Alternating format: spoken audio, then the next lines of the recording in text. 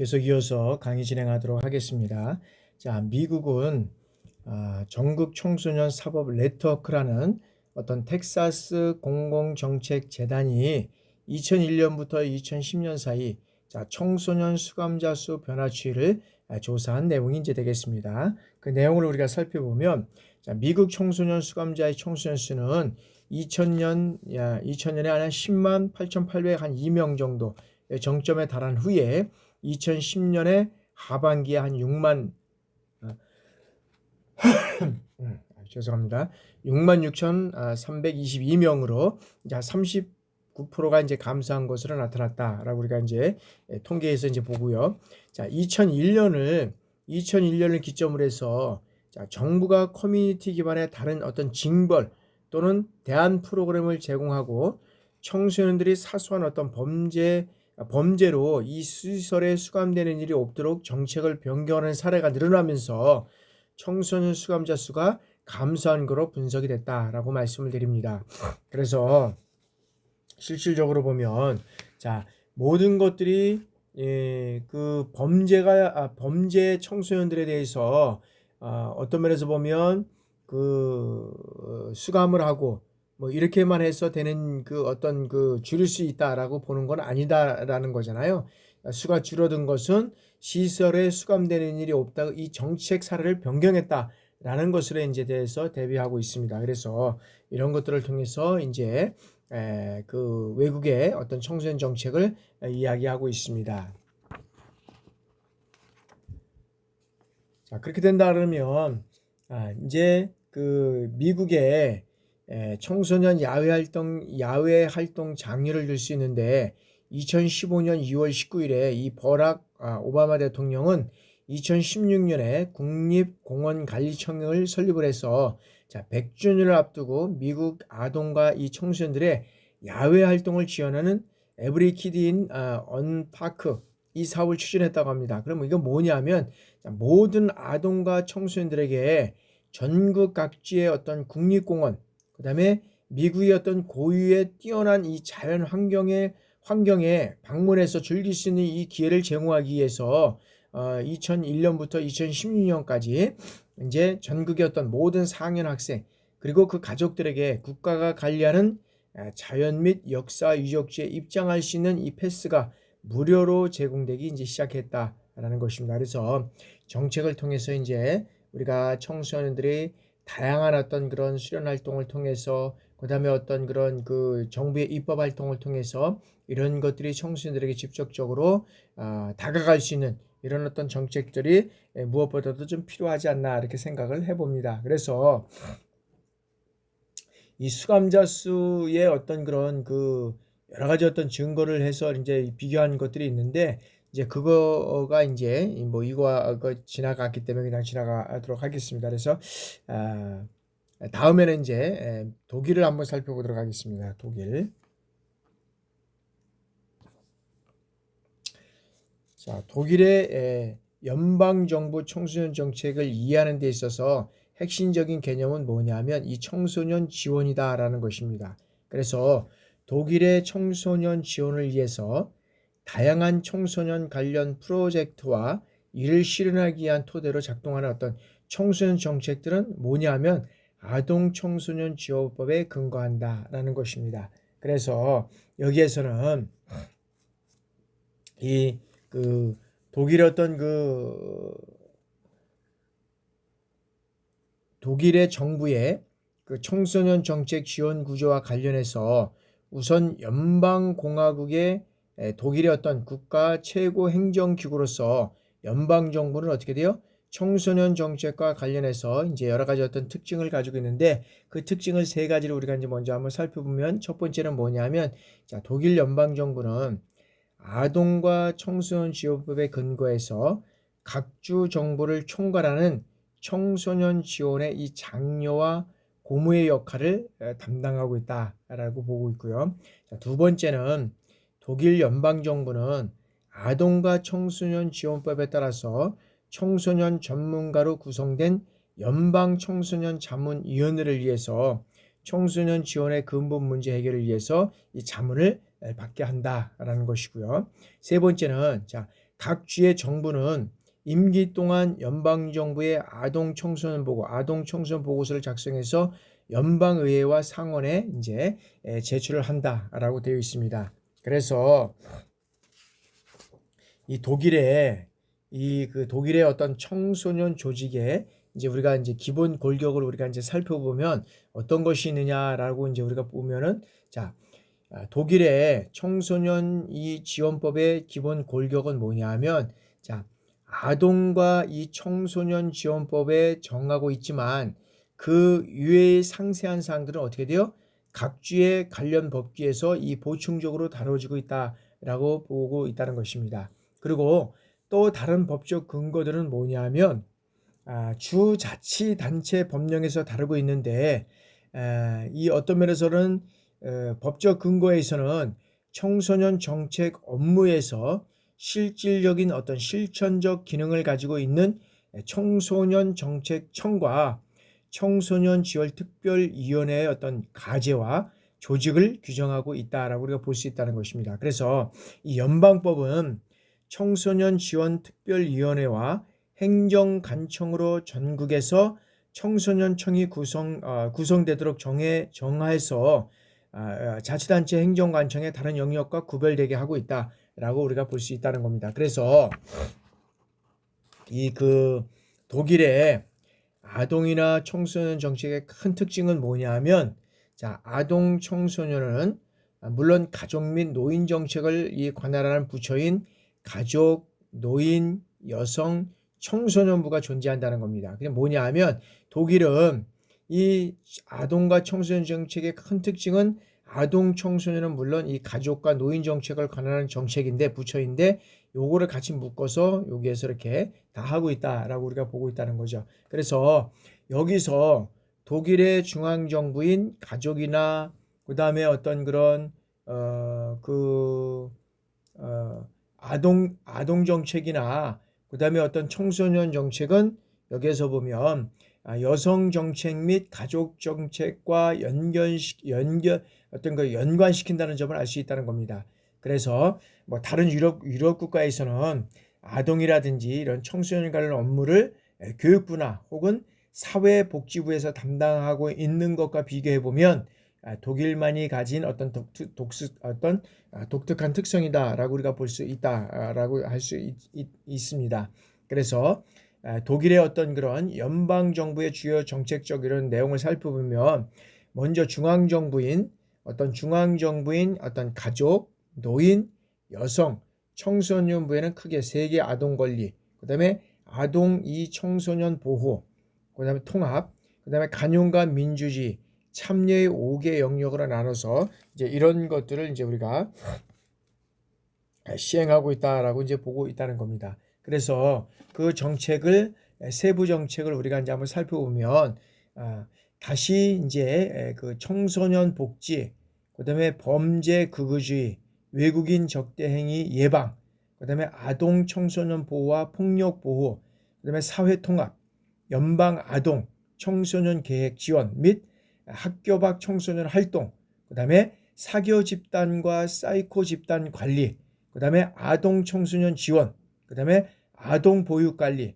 중앙과 지방 연계 전국의 청소년 정책 공동 사업, 그다음에 지식 정보 사회에서의 어떤 청소년 지원, 그다음에 유럽 청소년 정책들과 같은 이 관련 청소년 정책들로 나누어서 이제 독일은 어떤 면에서 보면 1964년에 1964년 이래 이 정부와 그다음에 민간, 그다음에 이 정부와 민간이 협력 사업으로 지금까지 지속적으로 수행되고 있는 독일 청소년 지원 주관과 최근까지 범사회적 프로젝트로 기획된 국가 행동 계획 이런 것들이 수립돼서 실행이 되었다라고 우리가 볼 수 있다는 것입니다. 그래서 이 독일의 그 청소년 프로젝트들을 보면 대체적으로 어떻게 되냐면 자, 아동과 청소년 지원법이 정한 이 범주 내에서 수행하지만 자, 많은 부분에서 어떻게 돼요? 주별 자치권이 인정됨으로 인해서 각 주별로 내용들이 이제 상이하다라고 우리가 보고 있다는 겁니다. 그래서 이제 독일은 이제 그런 그 내용이 상주하다라고 보고, 자, 그 중에서 대표적인 청소년 사업으로는 뭘 드냐 하면은, 자, 베를린의 사회 공간 집중 사업과 바이에른주에 속해 있는 지방자치단체인 아이히아흐 프리드베르그의 어떤 청소년 사업, 그 다음에 드레스덴의 어떤 청소년 사회 통합 등 이런 것들이 이제 이루어져 가고 있다는 겁니다. 그래서 자, 베를린의 사회 공간 집중 사업은 뭐냐 하면, 지원이 필요한 어떤 그런 개인과 집단들이 마을별로 뭘 해요? 네트워크를 형성함으로써 주거지 중심으로 기존의 어떤 프로그램을 운영하는 사업이 될 수 있다라고 말씀드릴 수 있습니다. 그래서 아히아흐 베르그의 어떤 청소년 사업은, 자, 청소년청의 어떤 그런 전문적인 그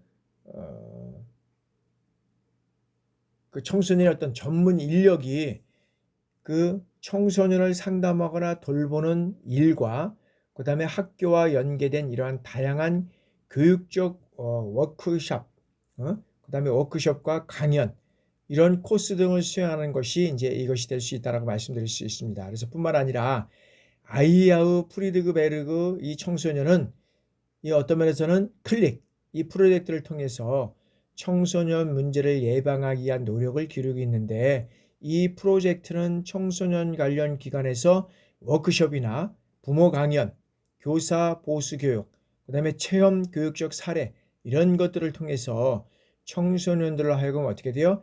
약물 중독이라든지 폭력, 그 다음에 인종차별, 유해매체 등에 긍정적으로 대응할 수 있는 능력을 함양시키기 위한 이 어떤 말에서는 예방 프로젝트이다라고 말씀드릴 수 있습니다. 그리고 드레스덴의 이 그 베를린, 그다음에 라이프치히 등과 같이 과거의 어떤 동독의 핵심 지역임을 감안할 때 동서독 이 성장 시대에 사회 통합 프로그램을 오래전부터 수행하고 있고, 최근에는 이민 청소년의 어떤 사회 적응 및 통합을 위한 이 지원 프로그램도 수행하고 있는 것이 이제 독일의 여러 가지 어떤 청소년 정책이다라고 우리가 볼 수 있습니다.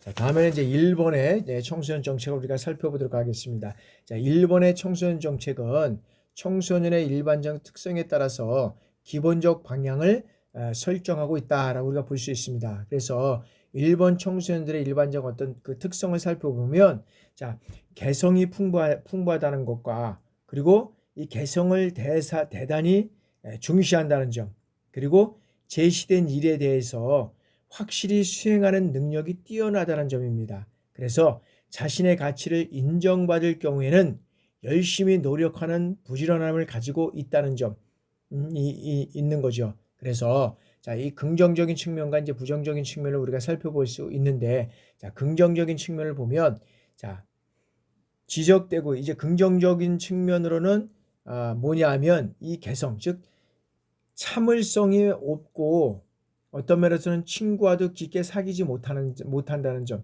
그리고 스스로 어떤 면에서 보면 이제 여기에는 보면 긍정적인 생각을 가지고 있는 것은 여러 가지 어떤 많은 점이 있겠지만 개성이 풍부하다는 점, 그 다음에 개성을 대단히 중시한다는 점, 그 다음에 아까도 말씀드렸지만 제시된 일에 정확히 여러 가지 어떤 이런 수행하는 능력이 뛰어나다는 점, 그 다음에 자신의 가치를 인정받을 경우는 열심히 노력하고 부지런함을 가지고 있다는 점이 이제 긍정적인 면의 측면이 있지만, 자, 부정적인 측면은 뭐냐면 참을성이 없어요. 그리고 친구와도 깊게 사귀지 못한다는 것이고, 스스로의 생각으로 무엇을 해보려는 자발성이 결여되어 있고, 그 다음에 물질 중심적인 사고 경영과 사회 공공적인 일에는 관심이 적다는 겁니다. 그래서 여기에서는 이런 어떤 그런 부정적인 측면이 있는데, 그래서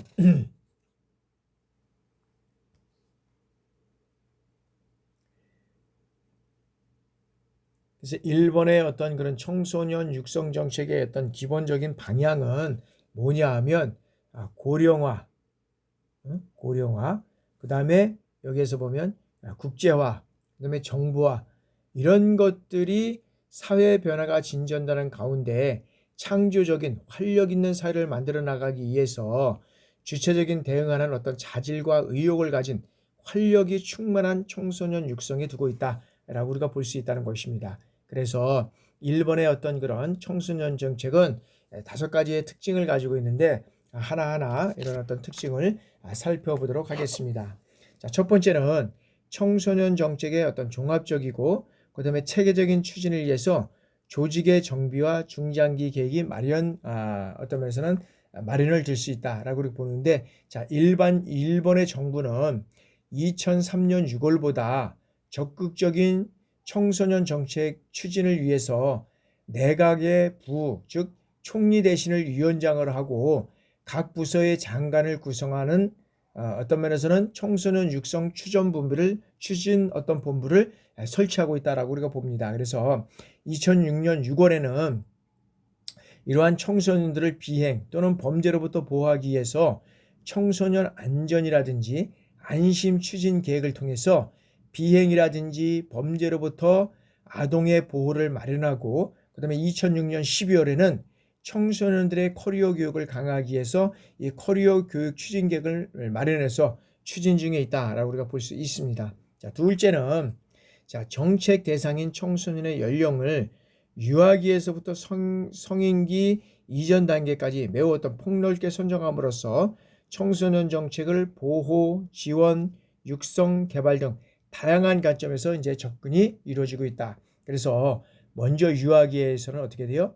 지역사회 보건 서비스를 확충한다든지 식생활 개선을 통해서 모자 보건 증진이라든지, 그다음에 유아 서비스 확충, 그다음에 타가 시설 및 유치원 서비스 개선, 이런 어떤 3자에 의해서 서비스 평가 등을 통해서 정책들을 실시하고 있다라고 우리가 볼 수 있습니다. 그리고 아동기에는 지역사회와 학교를 중심으로 해서 상담이라든지 의료 서비스 지원 체제, 그 다음에 커뮤니케이션 능력 함량, 그 다음에 기초학습 능력 배양, 그 다음에 자원봉사 활동, 이런 것들을 통해서 공동체의 의식과 함양을 통해서 정책들을 해나가고 있다고 볼 수 있고요. 그 다음에 사춘기에서는 청소년 연령대에는 취업 능력이라든지 취업의식 강화에 초점을 둔 정책들이 실시되고 있다. 그래서 이 청소년기에는 대학의 어떤 대학교의 충실, 그 다음에 직업 능력 개발이라든지 취업 지원 시스템의 어떤 구축, 그 다음에 학교에서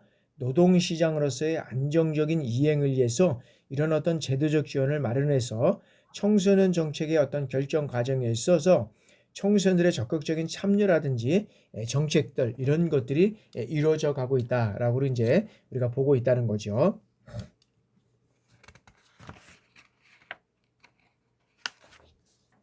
자, 다음에는 이제 5가지 이제 특징 중에 3번째입니다.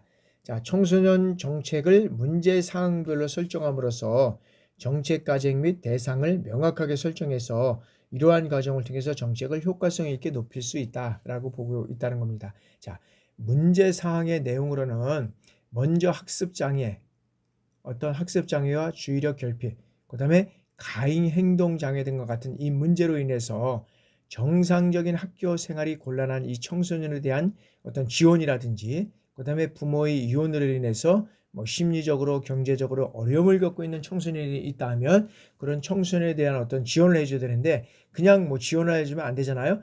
장학금 제도를 확충한다든지 생활 보호를 한다든지, 그다음에 다문화 가정 출신 청소년에 대한 지원을 한다든지, 이런 구체적인 지원이 이루어져 가야 된다는 거죠. 그리고 비행 청소년에 대한 어떤 사회복귀라든지 자립을 지원하고, 가정폭력이라든지 아동학대, 원조교제, 집단 따돌림, 그 다음에 각종 재난으로부터 예방 및 보호, 그 다음에 장애, 비행 및 학교 중도 탈락 청소년들에 대해서 어떤 이런 청소년들의 학업 중단에 대해서 그들을 지원할 수 있는 대책이 정책들이 이루어져 가야 된다라는 것이 이제 이 상황별로 설정하면서 이루어지는 정책이고요. 자, 4번째는 청소년 정책을 원활하게 지원하기 위한 어떤 지원체제 정비에 관한 정책들인데, 이 구체적으로 전문 인력을 배치한다든지, 여기는 전문 인력을 배치하는 건 뭐예요? 의료라든지 복지, 어떤 심리 상담, 진로 상담 분야, 이런 것들에 대한 전문가를 배치를 하고, 그다음에 청소년 지원 및 상담 기관 간의 어떤 네트워크를 구축하고 청소년들의 흥미와 관심을 끌 수 있는 환경 분위기를 조성을 해야 된다. 그래서 청소년들이 어떻게 돼요? 안심하고 생활할 수 있는 지역사회 환경을 조성한다든지, 그다음에 지역사회 내 청소년 활동 공간의 확충, 이런 것들이 이제 이루어져 가야 된다라고 이제 보고 있다는 거죠. 자, 다섯 번째는 청소년 정책의 의사결정 과정에 있어서 당사자인 청소년들이 적극적이고 자발적으로 참여하도록 하기 위한 어떤 기회, 그 다음에 제도적 장치에서 어떤 그런 타운 미팅, 이런 어떤 모니터링 제도, 이런 것들을 마련해서 실시하고 있다라고 우리가 이제 볼 수 있다는 거죠. 그래서 여기에서는 매년 자, 청소년들의 생활 실태라든지 의식 실태를 실시하고 있고, 그 다음에 청소년 인권에 관한 사회 계몽 활동, 그리고 사회성 함량을 위한 캠페인, 그리고 또한 청소년들도 이해하기 쉬운 정보 제공 시스템 구축, 이런 어떤 정책들을 펴나가고 있다라고 우리가 볼 수 있습니다. 그래서 이런 여러 가지 어떤 그런 청소년 정책의 특징에 기초해서 최근 일본의 청소년 정책 및 사업으로 2010년 5월 27일에 인터넷상의 아동 포르노에 대한 어떤 블로킹, 이제 이거는 열람 방지 조치, 이제 이런 것처럼 열람 방지 조치, 이제 이런 것들이 되어 있는데, 자, 도입을 골자로 한 아동 포르노 근절 종합 대책안을 공포를 해서 청소년들에게 어떻게 돼요? 건전한 인터넷 활용을 촉진하는 자녀용과 보호자용 두 가지 어떤 그런 팸플렛을 발행을 통해서 청소년들의 안전한 인터넷 환경을 정비하고 있다라고 우리가 보고 있습니다. 그래서 이런 것들을 통해서 우리가 이제 일본은 여러 가지 어떤 그런 인터넷상에서 제기되고 있는 다양한 문제들을 조기에 이제 정책적으로 이루어져 가고 있다라고 우리가 볼 수 있고요. 자, 다음에는 이제 마지막으로 스웨덴을 한번 우리가 살펴보도록 하겠습니다. 자, 스웨덴에서는 다양한 부처가 아동 및 청소년 정책을 담당하고 있는데, 그중 가장 중요한 역할을 하는 것이 뭐냐는 교육연구부, 그 다음에 보건사회부, 이 두 부처가 이루어져 가고 있다라고 우리가 볼 수 있습니다. 그래서 교육연구부에는 취약전 아동을 위해서 뭐 교육이라든지, 그 다음에 방과 후 학교, 초등교육, 특수학교 및 국가의 감독을 받는 자립학교와 관련된 일을 관장하고 있고, 교사훈련이라든지, 그 다음에 학교 행정 프로그램, 그 다음에 교재 개발과 장애 아동 교육 등 이런 것들을 교육연구부에서 이제 관장을 하고 있고, 그 다음에 이제 교육연구부 산하 행정기구 중 교육정책과 관련된 기구로 이제 국립교육원이죠. 그래서 국립교육원은 국립학교개선위원회, 그다음에 스웨덴 특수학교 연구소, 뭐 이런 것들을 통해서 이제 이뤄가고 있고, 우리나라의 국립교육원하고는 조금 이제 다른 이제 측면이 있다. 우리나라는 국립교육원은 뭐 외국어 학생들과 관련된 어떤 뭐 외국어 교육이라든지 뭐 이런 것들, 이제 시험이라든지 이런 것들을 이제 하고 있는데, 이제 조금 이제 각국마다 조금씩 다르다는 것을 우리가 이제 살펴보았고요. 자, 스웨덴 정부의 이제 스웨덴에서는 이제 그 어떤 면에서는 이제 그 다양한 부처가 아동이라든지 청소년 정책을 담당하고 있는데, 그 중에서 가장 중요한 역할을 하는 부처는 아까 여기 이제 교육부의 영훈이라고 했잖아요. 이제 두 번째 이제 보건사회부인데, 보건사회부에는 자, 사회보험 분과에서는 뭐 가족수당이라든지 아동수당, 연금, 산재보험, 이런 현금급여 및 아동이나 가족 관련 수당, 이런 것들을 담당하고 있고, 특히 이제 또 사회 서비스 분과에서는 일부 업무로 청소년 보호시설 관리를 담당하고 있다. 그 다음에 보건 그 사회부 산하의 중앙행정기구 중 하나인 아동 업무지반, 이런 것들을 통해서 아동 및 청소년의 이슈에 대한 전반적인 감시하고, 그 다음에 정책적 이행을 평가하는 기구로서 이제 지방자치단체와 강력단체 간의 협약 이행을 통해서 정기적으로 이런 것들을 파악하고 있다라고 우리가 이제 볼 수 있다는 거죠.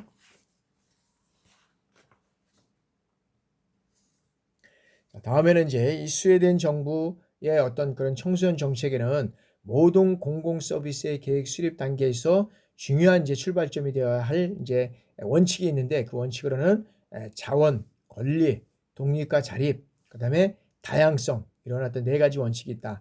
그래서 청소년들이 이 자원이라는 원칙은 이들의 지속 가능한 사회 경제 성장의 동력이자 동인이라는 점을 분명히 이제 명시하고 있다라고 그래서 이제 청소년 자신들이 독특한 어떤 지식과 경험, 가치관 그리고 현재 미래 사회에서 어떤 중요한 이런 원천임을 천명하고 있다라고 우리가 볼 수 있고요. 둘째는 청소년들에게 이 권리가 있다는 원칙을 이제 기본적인 인권에 절대적으로 보호해야 된다는 원칙인데 이 청소년들은 사회 경제적인 안전은 물론이고 건강과 역량 개발의 기회를 적극적으로 보장받아야 하는 해야 되는 어떤 환경 제공의 권리를 가지고 있다라고 이제 말씀드릴 수 있습니다. 자, 세 번째는 청소년들의 독립과 자립을 실질적으로 지어야 되는 원칙이 있는데 자, 청소년기보다 큰 독립과 자립으로 가는 발전 단계라는 점을 원칙으로 삼고 있다. 그래서 독립과 자립의 의미는 부모로부터의 분리와 독립만을 의미하는 것이 아닌 청소년 삶의 의존성을 제한하는 여러 가지 요소들을 원칙적으로 제거해야 하는 것을 의미하고 있다라고 말씀드릴 수 있습니다. 그리고 네 번째는 이 다양성을 가지고 있어서 다양한 가치관과 생활 양식을 매우 소중히 여겨서 민주주의 속에서 반드시 존중되어야 한다는 것.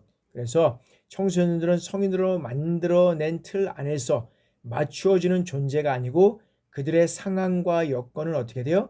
각자의 삶의 배경과 맥락에 따라서 상이하다는 겁니다. 그래서 모든 공공 수준의 서비스는 이런 청소년의 다양성을 보장해야 하고 그에 따른 동등한 권리와 기회를 제공하기 위해 노력해야 한다라고 명시하고 있습니다. 자, 지금까지 이제 우리가 제3절 이제 국제 청소년 육성에서 국제 기구와 우리가 이제 외국의 청소년 육성 정책을 우리가 이제 살펴봤습니다. 참 너무나도 어렵고 또 여러 가지 우리나라에서는 좀 따라가기 어려운 점도 있지만 그러나 우리나라와 비슷한 어떤 그런 이제 정책들도 서로가 또 이제 좋은 것들은 또 이제 도입을 하잖아요. 그러한 측면에서 이제 이뤄가고 있고 또 국가마다 지역마다 사회마다 다르기 때문에 그런 어떤 지역 자기의 나라의 수준에 맞게 이런 어떤 정책들을 펴나가는 것이 무엇보다 중요하다라고 말씀드릴 수 있습니다. 그래서 다른 나라들의 어떤 기구라든지